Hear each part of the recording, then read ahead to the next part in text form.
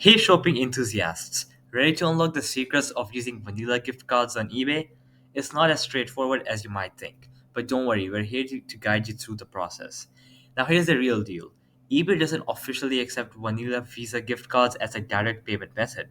They have concerns about frauds and verification issues, but don't give up hope just yet. There are a couple of workarounds that might do the trick. First, try the PayPal route. Add your vanilla gift card to your PayPal account and then use the PayPal to pay for your eBay purchases. Keep in mind that eBay still has the final say on whether or not to accept the payment, so success isn't guaranteed. Second, explore the gift card exchange option. Visit websites like Gift Card Granny. Trade your vanilla gift card for a different gift card that eBay accepts, such as one from a major retailer. Be aware that these exchanges usually charge fees, so factor that into your decision. Now, let's be real. Using vanilla gift cards on eBay isn't without its risk. There's a chance your payment could be declined, and gift card exchanges often come with extra costs. But if you're willing to take the calculated risk, it could pay off in the form of awesome eBay deals.